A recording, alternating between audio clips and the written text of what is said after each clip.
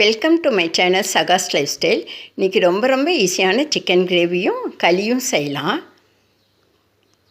இதுக்கு எல்லா மசாலாங்களையும் ஒன்றா அரைச்சிக்கணும். பச்சையாகவே வதக்கலாம் வேண்டியதில்லை. தக்காளி, இஞ்சி பூண்டு, வெங்காயம், கருவேப்பிலையெல்லாம் அரைச்சிக்கணும். பச்சை மிளகாய் மட்டும் அரைக்க வேண்டாம்.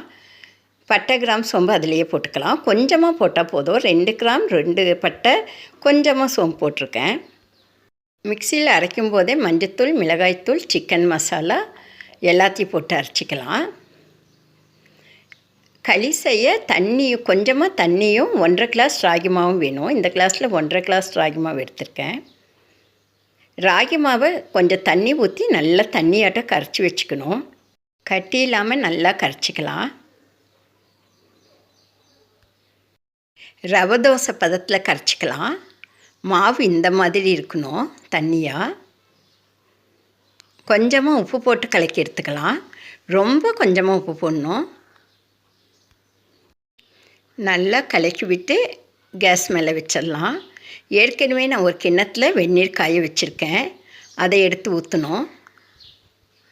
ஊற்றி கைவிடாமல் கலக்கணும். சிம்மில் வச்சுட்டு அந்த தண்ணியை கொஞ்சம் கொஞ்சமாக ஊற்றி அப்படியே கலக்கிடணும். அடி கனமான பாத்திரத்தை வைங்க, அப்போ தான் அடி பிடிக்காது. கலக்கிக்கிட்டே இருந்தால் கொஞ்ச நேரத்தில் கெட்டிமாயிடும். கைவிடாமல் ஒரு 5 நிமிஷம் கலக்கணும். கொஞ்ச நேரத்துலேயே கெட்டியாயிடும். அந்த பக்கம் குக்கரில் தண்ணி ஊற்றி சூடு பண்ணிகிட்ருக்கேன். தண்ணி நல்லா கொதிக்கட்டும். இதை அந்த குக்கருக்குள்ளே வச்சு மூடி போட்டு எடுத்துக்கலாம். பாருங்கள், இப்போயே கெட்டிமாயிடுச்சு. இன்னும் கொஞ்ச நேரத்தில் இன்னும் நல்லா கெட்டியாயிடும். ரொம்ப சிம்மில் வச்சுக்கணும் அடுப்பை. கிளற நல்லா கெட்டியாயிடுச்சு. குக்கருக்குள்ளே வச்சு 6 விசில் விட்டு எடுக்கணும். மாவு நல்லா வெந்துருச்சு, கெட்டிமாயிடுச்சு. தண்ணியை தொட்டு அந்த மாவையெல்லாம் வலித்து உள்ளே போட்டுடலாம். ராகி மாவு சேர்த்துறது உடம்புக்கு அவ்வளவு நல்லது. அடிக்கடி சேர்த்தணும். களி ஒரு நாள், தோசை ஒரு நாள், ரொட்டி, பணியாரம் எல்லாமே இதில் செய்யலாம். இட்லி கூட செய்யலாம் ராகி மாவில். புட்டு, கொழுக்கட்டை எல்லாமே செய்யலாம்.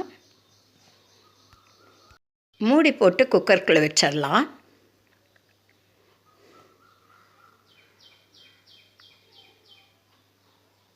குக்கரை அந்த பக்கம் வச்சு மூடி போட்டு வச்சிடலாம். இந்த பக்கம் சிக்கன் செய்ய ஆரம்பிச்சிடலாம்.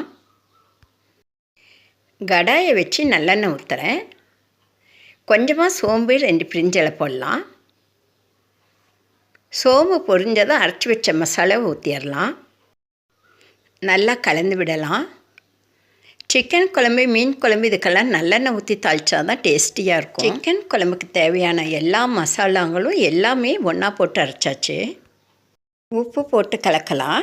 நல்லா கலக்கி விடலாம். மூடி போட்டு வேக விடலாம். நல்லா வதங்கட்டும். போட்டு வைக்கலாம்.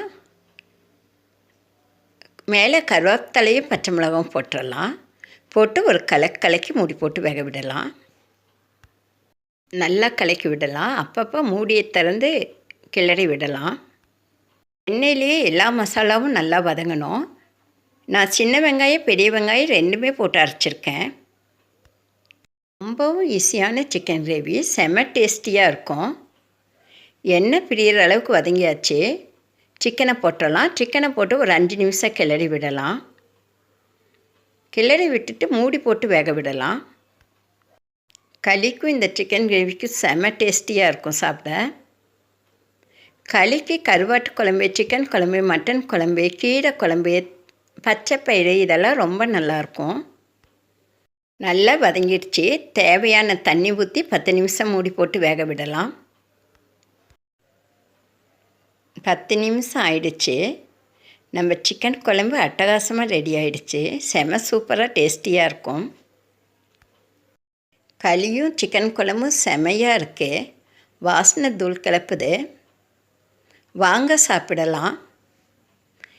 என் வீடியோ பிடிச்சிருந்தால் லைக் பண்ணுங்கள், ஷேர் பண்ணுங்கள், கமெண்ட் பண்ணுங்கள், சப்ஸ்கிரைப் பண்ணுங்கள்.